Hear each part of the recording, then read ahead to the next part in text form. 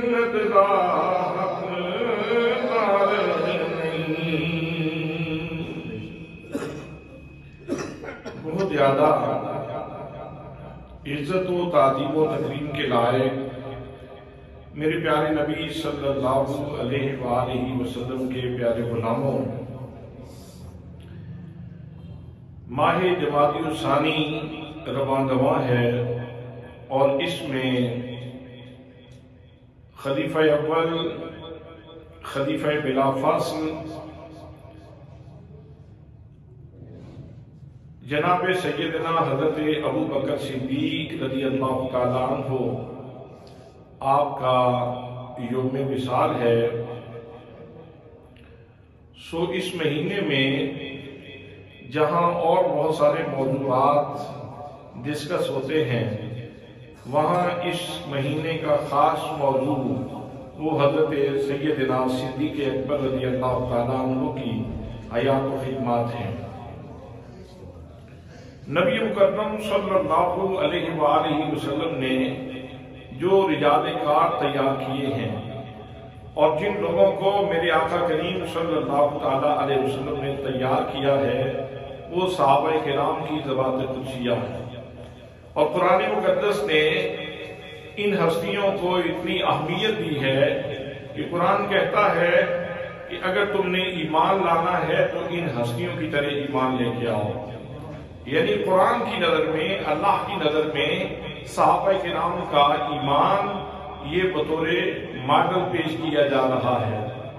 وَإِذَا قِيلَ لَهُمْ آمِنُوا كَمَا آمَنَ النَّاسُ،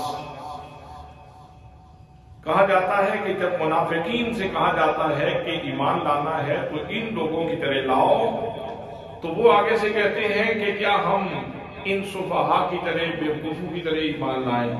تو اس کا مطلب یہ ہوا کہ صحابہ کرام کی معاندت، صحابہ کرام کی مخالفت، صحابہ کرام کے ساتھ عداوت رکھنا یہ منافقین کا شیوا ہے، اور صحابہ کرام سے محبت رکھنا یہ اہل ایمان کا وطیرہ ہے۔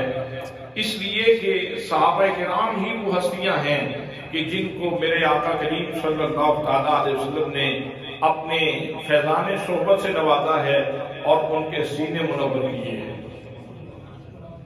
تو ان ہستیوں میں جن لوگوں نے اولی اسلام قبول کیا، مردوں میں حضرت سیدنا صدیق اکبر رضی اللہ تعالیٰ عنہ کی ذات گرامی ہے، عورتوں میں حضرت سیدہ خدیجہ الکبریٰ سلام اللہ علیہا کی ذات گرامی ہے، اور لڑکوں میں حضرت علی المرتضیٰ شیر خدا رضی اللہ تعالیٰ عنہ کی ہستی ہے، اور غلاموں میں حضرت زید بن حارثہ رضی اللہ تعالیٰ عنہ آپ نے سب سے پہلے اسلام قبول کیا ہے۔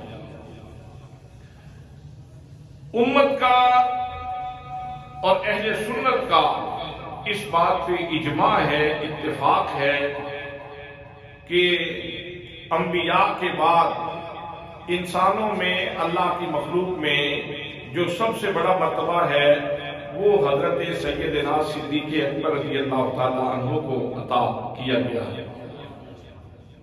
حضرت سیدنا صدیق اکبر رضی اللہ تعالیٰ عنہ تمام صحابہ کرام پر فوقیت اور فضیلت رکھتے ہیں۔ ویسے جتنے بھی صحابہ کرام ہیں ان کے جو انفرادی خصوصیات ہیں، جو ان کے انفرادی کمالات ہیں، وہ ہر ایک کا اپنا حصہ ہے، وہ ہر ایک کا اپنا خاصہ ہے۔ جناب سیدنا بلال رضی اللہ تعالیٰ عنہ کو دیکھیں تو ان کو بھی تفردات حاصل ہیں، جناب سیدنا عثمان غنی کو دیکھیں تو ان کو بھی تفردات حاصل ہیں، جناب سیدنا فاروق اعظم رضی اللہ تعالیٰ عنہ کو دیکھیں تو ان کو بھی تفردات حاصل ہیں، منفرد خصوصیات حاصل ہیں۔ لیکن امت کا اس بات کے اوپر اجماع اور اتفاق ہے کہ نبیوں کے بعد جناب سیدنا صدیق اکبر رضی اللہ تعالیٰ عنہ تمام امت میں سب سے زیادہ شرف رکھتے ہیں، سب سے زیادہ بزرگی رکھتے ہیں۔ اور یہ سلسلہ اور یہ فیصلہ یہ کسی عالم کا نہیں، کسی فاضل کا نہیں، بلکہ اگر آپ قرآن مقدس کھولیں تو قرآن بھی یہی کہتا ہے، اور اگر آپ حدیث رسول کھولیں تو حدیث رسول بھی یہی کہتی ہے، اور اگر آپ اہل بیت کے گھرانہ کی طرف رجوع کریں تو اس گھر سے بھی ہمیں یہی خیرات اور سوغات ملتی ہے۔ برادران اسلام، ہم نماز پڑھتے ہیں اور نماز میں دعا مانگتے ہیں، اہدنا الصراط المستقیم۔ چاہے کوئی اکیلے نماز پڑھے یا امام کے پیچھے نماز پڑھے، اگر امام کے پیچھے پڑھے گا تو امام دعا مانگے گا، اور اگر آپ منفرد نماز پڑھتے ہیں، اکیلے نماز پڑھتے ہیں، تو آپ اپنی زبان سے یہ کلمات ادا کریں گے، اب کریں گے اہدنا الصراط المستقیم۔ اے میرے اللہ، ہمیں سیدھے راستے پہ چلانا، ہمیں سیدھے راستے پہ گامزن رکھنا، ہمیں ایسے راستے پہ گامزن رکھنا جہاں پہ چلتے چلتے ہم اپنی مراد کو پالیں، تیری مشیت کو پالیں، تیری رضا کو پالیں۔ یا اللہ ہمیں ایسے راستے پر چلانا۔ اور پھر آگے اللہ کریم خود ہی ارشاد فرماتا ہے، میں نشاندہی بھی کر دوں وہ سیدھا راستہ کن لوگوں کا راستہ ہے۔ تو اللہ کریم نے نشاندہی خود فرمایا مجھ سے یوں سوال کیا کرو، کیا کرو صراط الذین انعمت علیہم، یا اللہ ہمیں ان لوگوں کے راستے پر چلانا جن پر تو نے انعام کیا ہے۔ انعام یافتگان کا راستہ سیدھا راستہ ہے۔ انعام یافتگان جس راستے پہ چلے وہی راستہ ہے جس کے اوپر ہم چلنے کی دعا مانگتے ہیں۔ اب انعام یافتہ کون ہے؟ انعام یافتگان کی لسٹ ہم کسی عالم سے نہیں بنواتے، ہم کسی فاضل سے ریکویسٹ نہیں کرتے، ہم کسی محقق سے نہیں کہتے کہ تم ہمیں لسٹ بنا کے دو کہ اللہ کریم کا انعام کن لوگوں کے اوپر ہے۔ حضرات محترم، یہ فیصلہ بھی اللہ کریم نے خود فرمایا ہے۔ اللہ کریم ارشاد فرماتا ہے قرآن مقدس میں، فرمایا انعم اللہ علیہم من النبیین والصدیقین والشہداء والصالحین۔ فرمایا اور لوگوں سن لو، اللہ کریم نے انعام کیا ہے نبیوں کے اوپر، نبیوں کے بعد صدیقوں کے اوپر، صدیقوں کے بعد شہداء کے اوپر، اور شہداء کے بعد اللہ کریم نے اپنے صالحین بندوں کے اوپر انعام کیا ہے۔ تو اس لسٹ میں اللہ کریم نے سب سے مقدم کن ہستیوں کو رکھا؟ انبیاء کرام۔ سب سے اولی جن کا ذکر کیا وہ انبیاء کرام کی ذوات قدسیہ ہیں۔ سیکنڈلی کن کو ذکر کیا؟ دوسرے نمبر پہ کون ہے؟ حضرات محترم اللہ کریم فرماتا ہے والصدیقین۔ دوسرے نمبر پہ انعام صدیقوں کے اوپر ہے، سچے لوگوں کے اوپر ہے، صدق پیشہ لوگوں کے اوپر ہے، سچائی کے مجسموں کے اوپر ہے۔ حضرات محترم تیسرے نمبر پہ انعام شہداء کے اوپر ہے، اور چوتھے نمبر کے اوپر انعام اللہ کریم نے صالحین کے اوپر فرمایا ہے۔ اب نبیوں کے بعد فوراً ذکر کس کا کیا؟ صدیقین کا۔ اور اگر صدیقین کو تلاش کرتے ہو، بہت سارے صدیقین ہیں امت مصطفیٰ میں، لیکن جس ہستی کے بارے میں قرآن مقدس بھی بول رہا ہے، فرمان رسالت مآب بھی بول رہا ہے، وہ جناب سیدنا صدیق اکبر رضی اللہ تعالیٰ عنہ کی ذات گرامی ہے۔ قرآن کہتا ہے والذی جاء بالصدق وصدق به اولئک هم المتقون۔ فرمایا ایک ہستی وہ ہے جو سچائی لے کے آنے والی ہے۔ حضرات محترم، یہ ہستی کون ہے؟ یہ نبی مقدم صلی اللہ تعالیٰ علیہ وسلم کی ذات گرامی ہے۔ اور کچھ وہ لوگ ہیں جو ان کی تصدیق کرنے والے ہیں، اور تصدیق کرنے والوں میں جناب سیدنا صدیق اکبر رضی اللہ تعالیٰ عنہ اولین درجہ رکھتے ہیں، اولین مقام رکھتے ہیں۔ تمام مفسرین نے جناب سیدنا صدیق اکبر کی ذات یہاں سے مراد لی ہے کہ حضرت سیدنا صدیق اکبر رضی اللہ تعالیٰ عنہ حضور نبی کریم صلی اللہ تعالیٰ علیہ وسلم کی تصدیق کرنے والے ہیں۔ صرف آپ نے آپ کے اعلان نبوت کی سچائی کی ہی تصدیق نہیں کی، بلکہ جب حضور صلی اللہ تعالیٰ علیہ وسلم آپ نے راج کر کے واپس تشریف لا رہے تھے تو جناب الہی نے عرض کی یا اللہ کون میری تصدیق کرے گا؟ تو فرمایا تیرا صدیق تیری تصدیق کرے گا۔ برادران اسلام، جناب سیدنا ابوبکر صدیق رضی اللہ تعالیٰ عنہ وہ ہستی ہیں جن کے اوپر اللہ کریم نے انعامات کی بارش کی ہے، جن کو اللہ کریم نے خاص مقام عطا فرمایا ہے۔ آئیے نبی مکرم صلی اللہ تعالیٰ علیہ وسلم کی حدیث کی طرف چلتے ہیں۔ میرے آقا کریم صلی اللہ تعالیٰ علیہ وسلم نے کوہ احد کو نوازا، کوہ احد کے اوپر تشریف لے گئے۔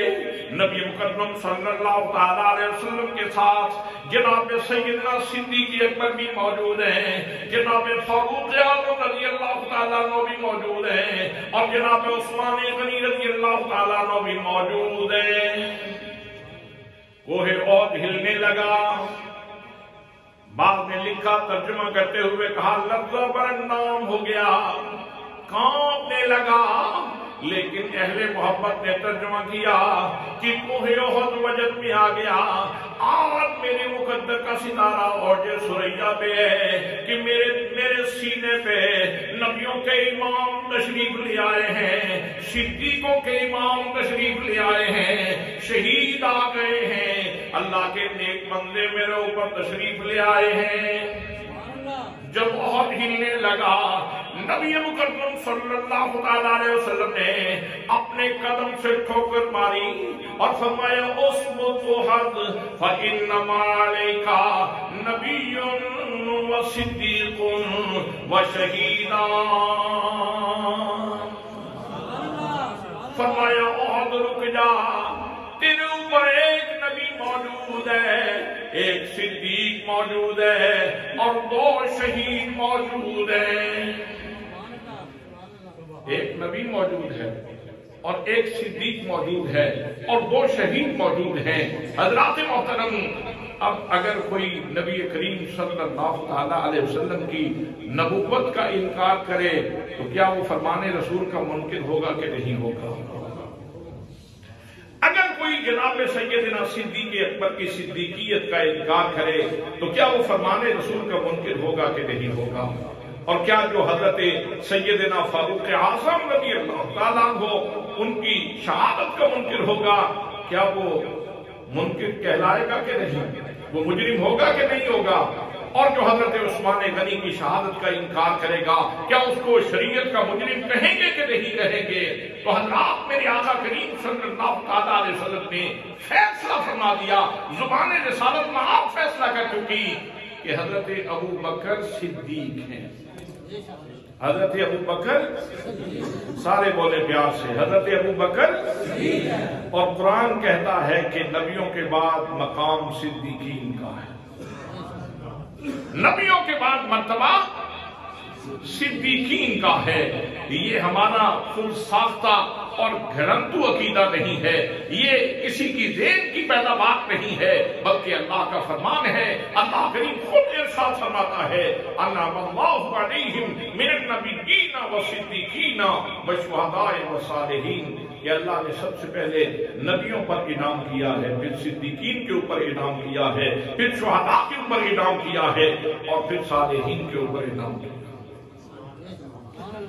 حضرات محترم، نبی مکرم صلی اللہ تعالیٰ علیہ وسلم جناب سیدنا صدیق اکبر رضی اللہ تعالیٰ عنہ کی صدیقیت کو بیان فرما رہے ہیں، اور ساتھ ہی جناب سیدنا عمر فاروق رضی اللہ تعالیٰ عنہ، جناب عثمان غنی رضی اللہ تعالیٰ عنہ، ان کا مقام شہادت بیان کیا جا رہا ہے اور لوگوں کو بتایا جا رہا ہے۔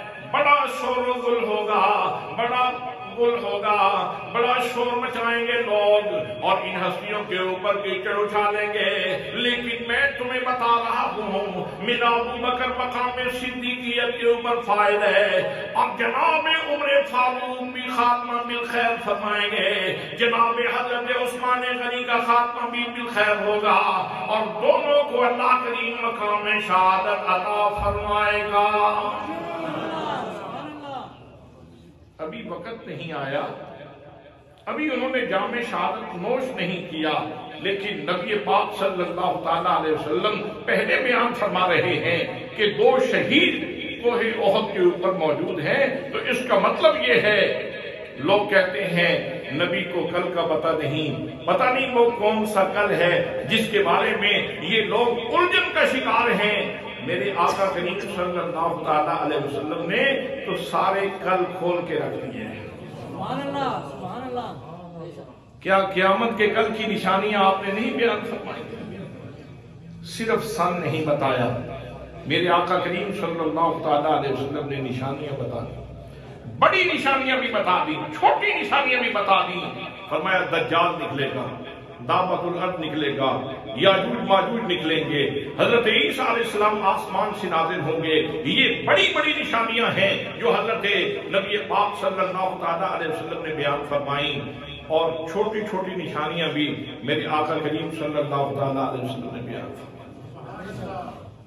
حضرات محترم، میرے آقا کریم صلی اللہ تعالیٰ علیہ وسلم نے مہینہ بتا دیا محرم ہوگا، دن بتا دیا جمعہ ہوگا، تاریخ بتا دی 10 محرم ہوگی، صرف سن نہیں بتایا، اور اس میں خاص حکمت تھی جس کی وجہ سے نبی مقدم صلی اللہ تعالیٰ علیہ وسلم نے اس حقیقت سے پردہ نہیں اٹھایا۔ باقی تو جتنے حقائق تھے وہ سارے کے سارے میرے آقا نے بالکل کھول کے رکھ دیے۔ تو نبی پاک صلی اللہ تعالیٰ علیہ وسلم جب فرما رہے تھے کہ احد تیرے اوپر ایک صدیق موجود، ایک نبی موجود ہے، ایک صدیق موجود ہے، اور 2 شہید موجود ہیں، تو کیا صحابہ کرام یہ بات سن کے مغموم ہوئے، پریشان ہوئے کہ کہیں توحید پہ زد آ رہی ہے، کہیں عقیدہ توحید کے اوپر کوئی اجتماع تو لازم نہیں آ رہا؟ یا رسول اللہ آپ کل کے بارے میں بتا رہے ہیں، ان کی موت کے بارے میں بتا رہے ہیں، ان کی شہادت کے بارے میں بتا رہے ہیں، نہ حضرت صدیق پریشان ہوئے، نہ جناب فاروق پریشان ہوئے، نہ جناب عثمان غنی پریشان ہوئے۔ اس کا مطلب یہ ہے کہ نبی پاک صلی اللہ تعالیٰ علیہ وسلم کا علم غیب سن کے خوش ہونا صحابہ کی سنت ہے، تسلیم کرنا صحابہ کی سنت ہے۔ اسی لیے میں کہتا ہوں یہی وہ علم ہے، علم لدنی جس کو کہتے ہیں، اور یہی وہ غیب ہے، علم غیب سنی جس کو کہتے ہیں۔ تو آمدم برسر مطلب میں عرض کر رہا تھا کہ جناب ابو بکر رضی اللہ تعالیٰ عنہ کو صدیقیت کا جو منصب اللہ نے عطا فرمایا، میرے آقا کریم صلی اللہ تعالیٰ علیہ وسلم نے خود بیان کیا۔ حضرات محترم، نبی مقدم صلی اللہ تعالیٰ علیہ وسلم کے فرمان کے بعد آئیے اب میں آپ کو اس بارگاہ میں لیے چلتا ہوں جو باب مدینہ علم ہے، جن کا نام علی المرتضی شیر خدا رضی اللہ تعالیٰ عنہ ہے، جو اسد اللہ الغالب ہیں، جو نبی مقدم صلی اللہ تعالیٰ علیہ وسلم کے داماد ہیں، داماد رسول بھی ہیں، زوج بطول بھی ہیں، اور جو حسنین کریمین کے ابا جان بھی ہیں۔ جب جناب حضرت سیدنا علی المرتضی سے پوچھو تو جناب سیدنا علی المرتضی رضی اللہ تعالیٰ عنہ آپ قسم اٹھا کے یہ مسئلہ بیان فرماتے ہیں، واللہ لا انزل اسم ابی بکر من السماء الصدیق، فرمایا لوگو اگر مجھ سے یہ بات پوچھنا چاہتے ہو، یہ مسئلہ مجھ سے پوچھنا چاہتے ہو، تو میں علی قسم اٹھا کے کہتا ہوں، مجھے اللہ کی قسم ہے، جناب ابو بکر کا لقب صدیق اللہ کریم نے آسمانوں سے نازل کیا ہے۔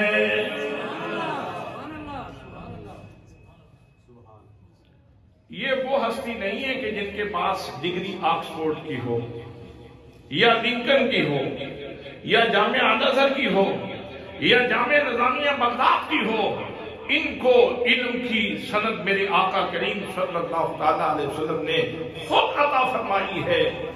فرمایا انا مدینۃ العلم وعلی بابھا، میں علم کا شہر ہوں اور میرا علی اس کا دروازہ ہے۔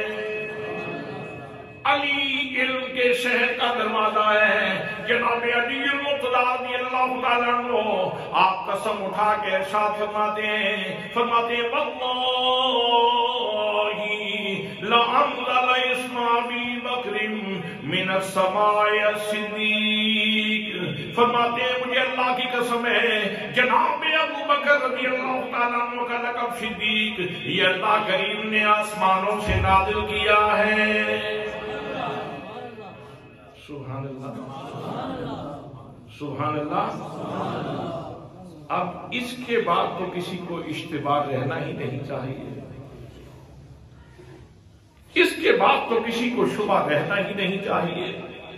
اگر کسی کو اہل بیت سے پیار ہے، اگر کسی کو اہل بیت سے مودت اور محبت ہے، اس فیصلے کے سننے کے بعد تو بالکل تسلیم کرتے ہوئے سب کو جھکا دینا چاہیے۔ حضرات محترم، اسی لیے میں کہتا ہوں جنوں پنج تن نال پیار نہیں،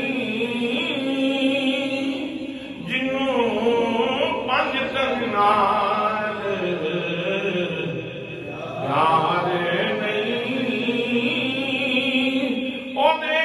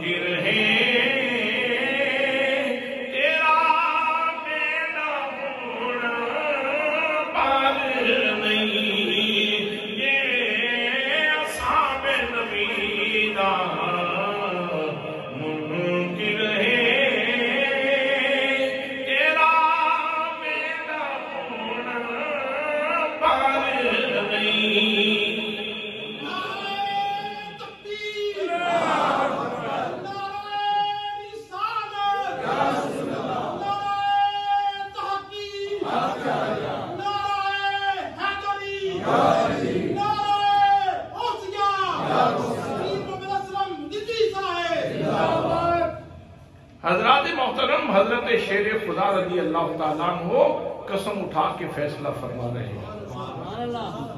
بھئی اگر میں قسم اٹھاؤں تو میری قسم کی ویلیو میری حیثیت کے مطابق ہی ہوگی نا، اور اگر حضرت شیخ عبد القادر جیلانی رضی اللہ تعالیٰ عنہ قسم اٹھائیں،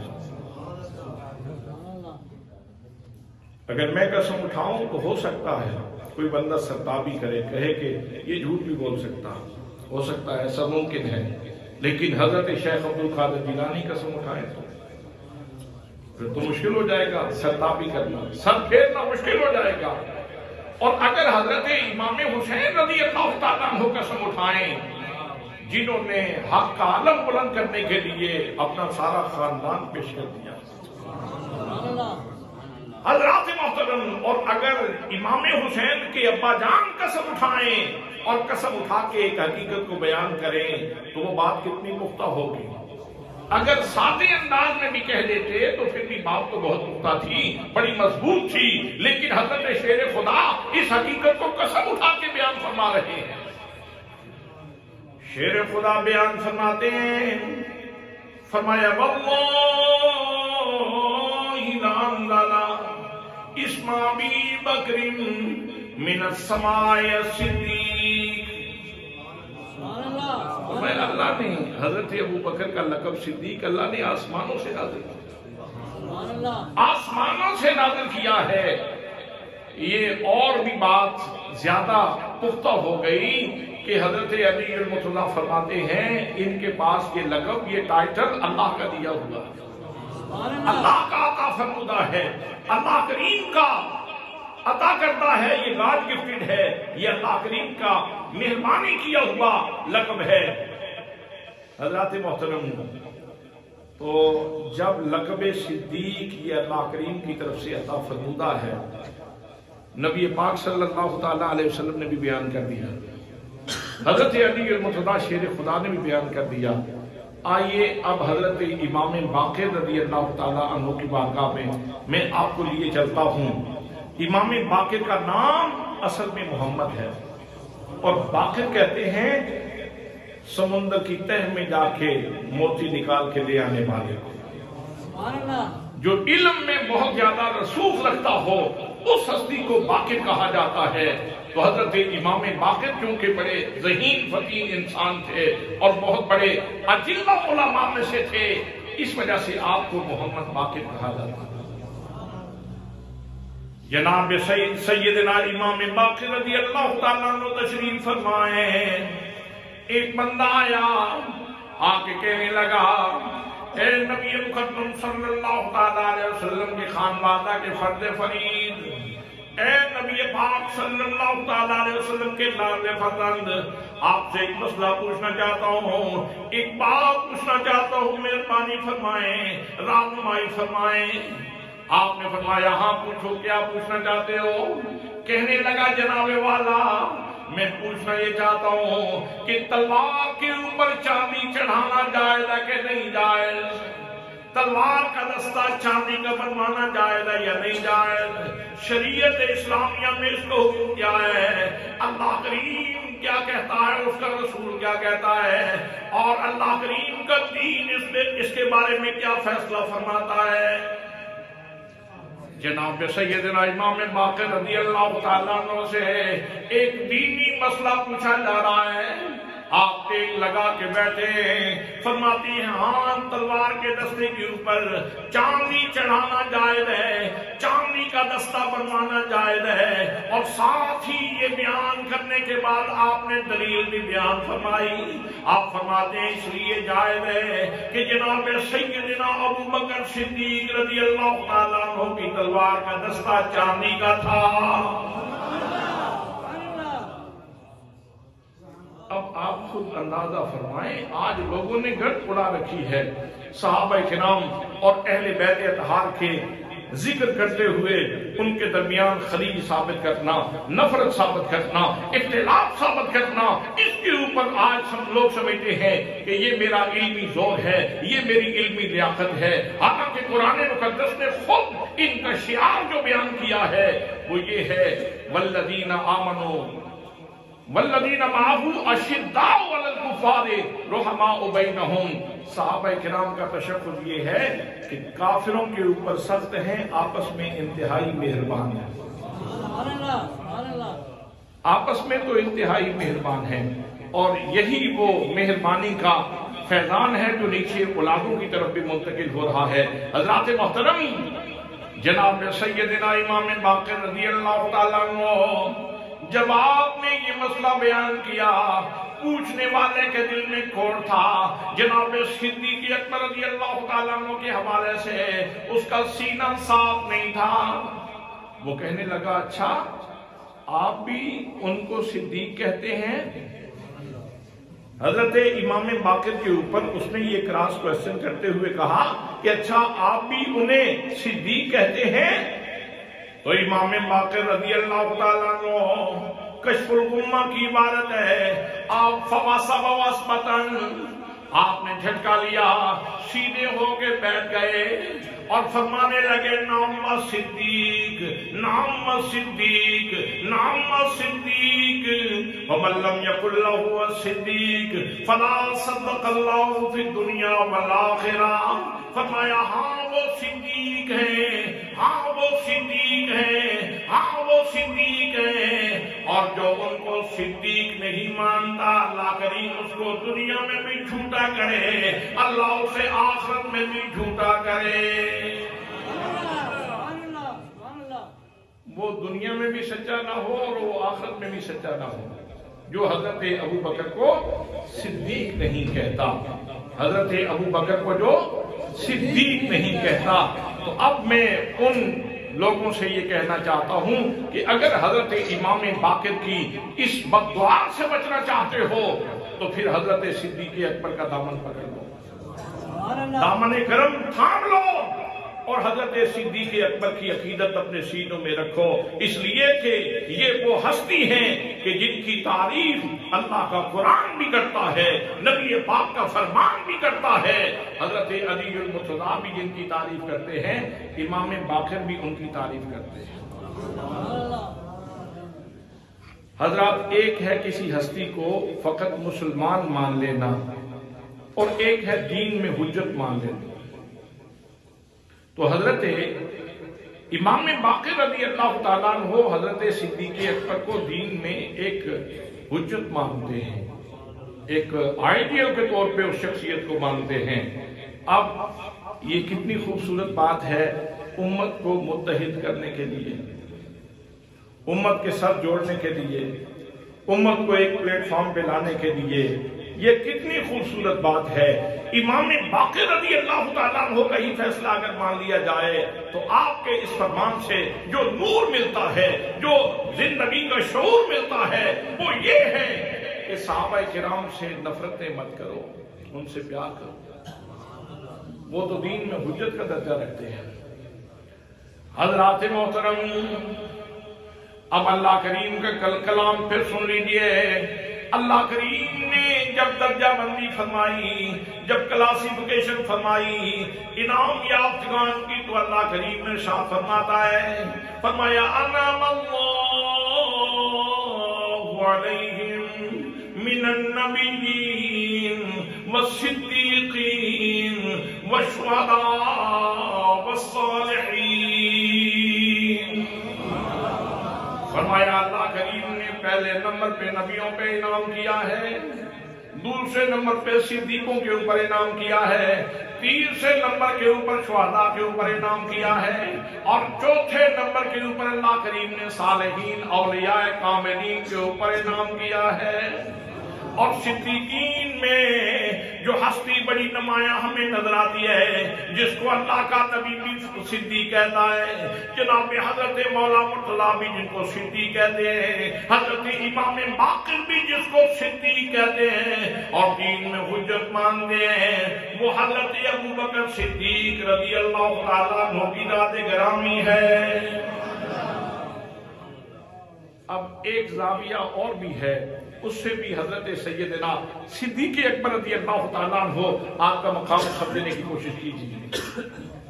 جناب سیدنا بلال رضی اللہ تعالیٰ عنہ، امیہ نے جناب بلال کو تپتی ہوئی ریت کے اوپر لٹایا ہوا ہے، شدت کی لو ہے، شدت کی گرمی ہے، جناب بلال رضی اللہ تعالیٰ عنہ کو تپتی ہوئی ریت کے اوپر لٹا کے کہتا ہے، تو محمد عربی کا کلمہ چھوڑتا ہے کہ نہیں چھوڑتا؟ جناب سیدنا بلال رضی اللہ تعالیٰ عنہ آپ تڑپ رہے ہیں لیکن ساتھ ہی پڑھتے ہیں لا الہ الا اللہ محمد رسول اللہ۔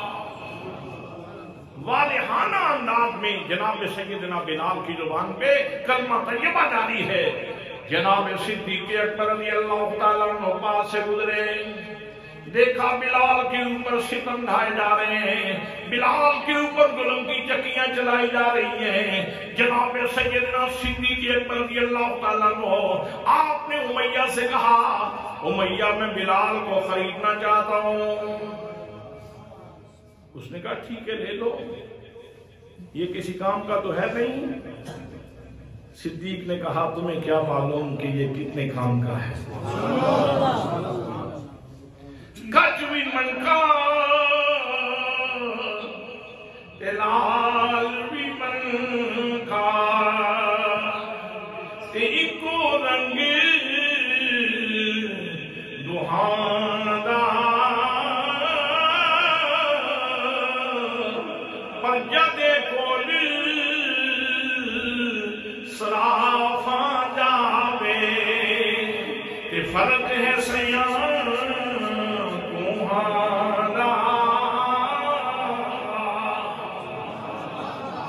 कहने लगा वो अपना सफेद फाम गुलाम मुझे दे दो, साथ कुछ और भी दो, मैं बिलाल तुम्हारे हवाले कर देता हूँ। जनाब सैयदना सिद्दीक़ अकबर रज़ी अल्लाह ताला अन्हु, आपने मुंह मांगी कीमत दी, जनाब बिलाल को साथ लिया, सीधे नबी करीम सल्लल्लाहु ताला अलैहि वसल्लम की खिदमत में हाजिर हुए। मेरे आका करीम सल्लल्लाहु ताला अलैहि वसल्लम ने इन दोनों दोस्तों को आते हुए देखा तो मेरे आका करीम सल्लल्लाहु ताला अलैहि वसल्लम का चेहरा खुशी से चमकने लगा। जनाब सिद्दीक़ करते हैं, या रसूल अल्लाह मैंने बिलाल को आज आजाद करवा दिया है, या रसूल अल्लाह मैंने बिलाल को आजाद करवा लिया है। नबी मुकर्रम सल्लल्लाहु अलैहि वसल्लम ने फरमाया सिद्दीक़ काश तुमने इस सौदे में मुझे भी शरीक किया होता। जनाब सिद्दीक़ की आंखों से आंसू छलक पड़े, कहने लगे हल अना व माली इल्ला लका या रसूल अल्लाह, या रसूल अल्लाह मैं कौन हूँ, मेरा माल क्या है, या रसूल अल्लाह मैं भी आपका हूँ, मेरा माल भी आपका है।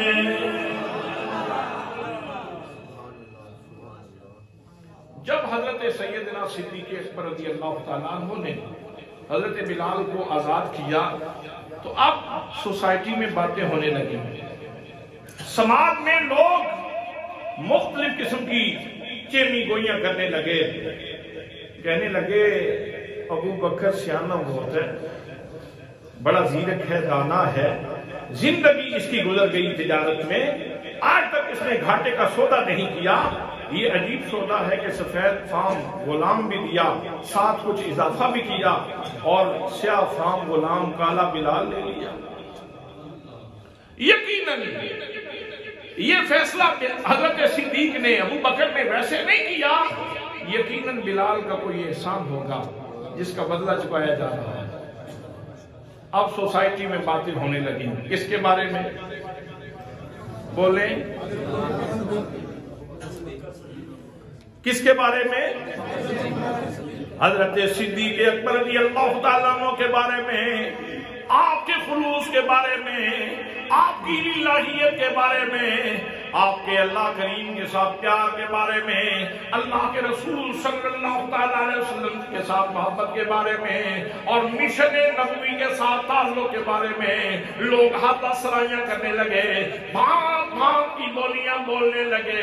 अब जब सिद्दीक़ अकबर के इखलास को समाज ने चैलेंज किया तो अल्लाह करीम ने जनाब सिद्दीक़ अकबर रज़ी अल्लाह ताला अन्हु आपके खुलूस के ऊपर सनद नाज़िल फरमाई। अब इससे बड़ा मुस्तनद बंदा और कौन होगा जिसकी सनद अल्लाह करीम अपनी जनाब खास से नाज़िल हरीम किबरिया से जनाब सिद्दीक़ अकबर के खुलूस की सनद नाज़िल हो रही है, उनके इखलास की सनद नाज़िल हो रही है और अल्लाह करीम इरशाद फरमाता है ज़ुबानें बंद करो, मेरा सिद्दीक तो बड़ा इखलास वाला है।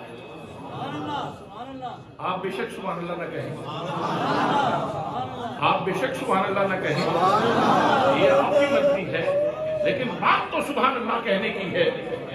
जरा अंदाजा तो फरमाए ना, अगर किसी पंचायत में फैसला हो जाता तो बात फिर भी बहुत बड़ी थी, اگر نبی پاک صلی اللہ علیہ وسلم اپنی زبان نبوت سے فرما دیتے تو بات پھر بھی بہت بڑی تھی، لیکن اللہ کریم نے قرآن مقدس میں سند نازل فرمائی ہے ان کے اخلاص سے، اور صرف ان کے اخلاص کی سند ہی نہیں، ان کے انجام کی خوبصورتی بھی بیان کرتی ہے،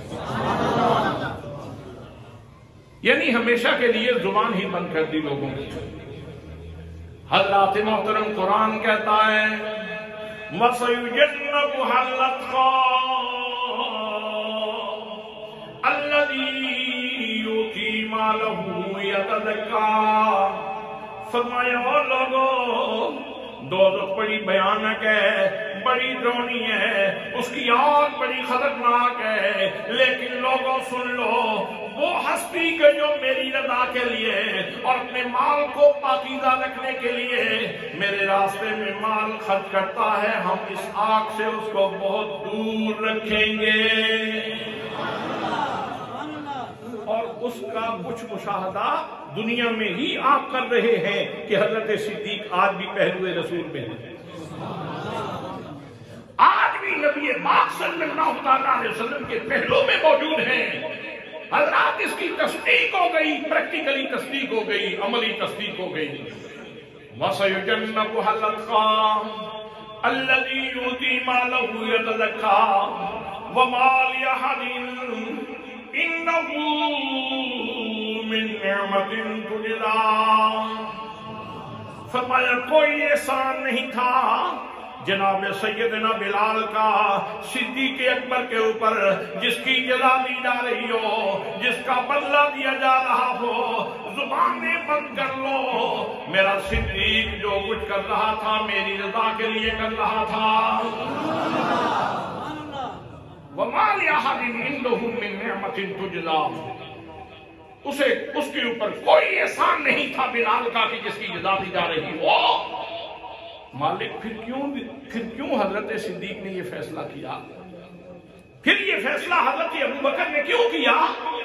تو قرآن کہتا ہے إِلَّا ابْتِغَاءَ وَجْهِ رَبِّهِ الْأَعْلَىٰ، فرمایا او لوگو جناب صدیق اکبر نے یہ جو فیصلہ کیا ہے بلال کو خریدنے کا اور اپنا سفید فام غلام دینے کا جو فیصلہ کیا ہے، اس میں اور کوئی چیز نہیں ہے، فقط اللہ کی رضا مطلوب ہے۔